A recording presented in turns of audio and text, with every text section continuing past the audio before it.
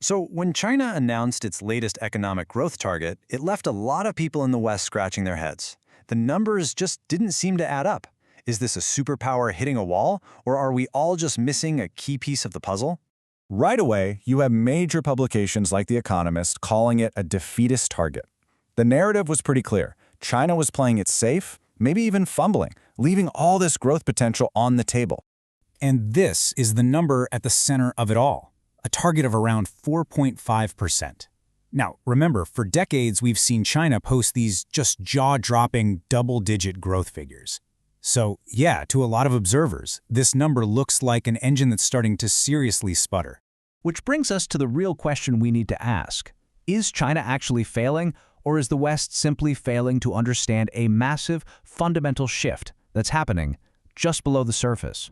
Well, the answer might just be hiding in plain sight. It's a missing variable that most Western analysis tends to overlook, a demographic key that, frankly, changes the entire equation.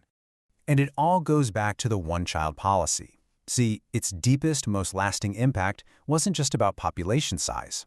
It fundamentally rewired the economic logic and the life expectations for an entire generation of Chinese people.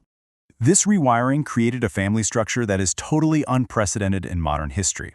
It's called the 4-2-1 family, and it's exactly what it sounds like. One single child who stands to be the sole heir to the combined assets of two parents and all four grandparents. Just picture that for a second. The wealth, the property, the resources from 6 adults all funneling down towards one person. This is creating a massive concentration of family wealth on a scale that we have never really seen before. And this leads directly to something called the inheritance effect, and it is completely reshaping the dreams and ambitions of millions of young people. Think about this. For a huge portion of young people in China, the single biggest financial stress in modern life, buying a house, is basically solved for them before they even get their first job. They're in line to inherit not just one, but potentially multiple properties. And this creates a wild generational divide. Their parents' generation was driven by that grueling 996 work culture. That's 9 a.m. to 9 p.m., 6 days a week, all to buy a home. Their core value was sacrifice. But for the kids, when a home is an inheritance, the entire motivation shifts.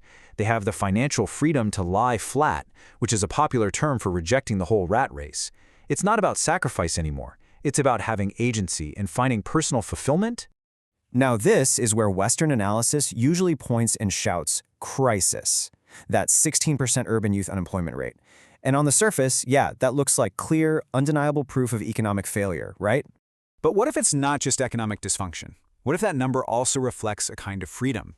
The freedom to wait for the right job, not just grab the first one that comes along because you don't have that existential pressure to get a mortgage. It represents a newfound sense of agency, not just apathy. So with this new reality taking shape on the ground, the state has to respond strategically, and that's where we get the automation pivot. Let's be real, the economic model that turned China into the world's factory, a model built on a seemingly endless supply of highly motivated, hungry labor, is simply running out of willing participants. This new generation has a totally different set of priorities. So you see this chain reaction kick off. A new generation with new aspirations comes of age. That causes a fundamental shift in the labor supply. In response, the state pivots, and pivots hard, to what it's calling new quality productive forces, which is basically a massive, all-in national strategy for AI and robotics.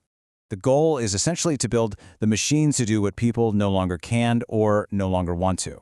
It's an incredibly powerful response that tackles two problems at once, a graying population and a younger generation that has very different ambitions. So let's bring this all back to that number from the beginning, and let's try to tell a new growth story, one where that 4.5% target is actually a feature, not a bug. Because in this new context, the goal isn't just raw speed. It's about stability. It's about carefully managing the country through one of the most profound structural changes any nation has ever gone through. It's about navigating the transition, not just acing the GDP test.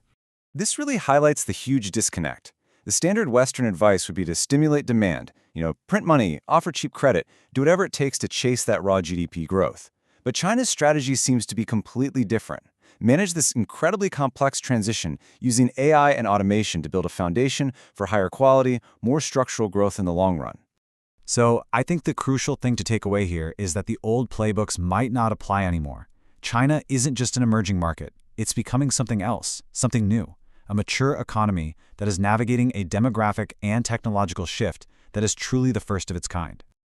So it really leaves us with this final thought.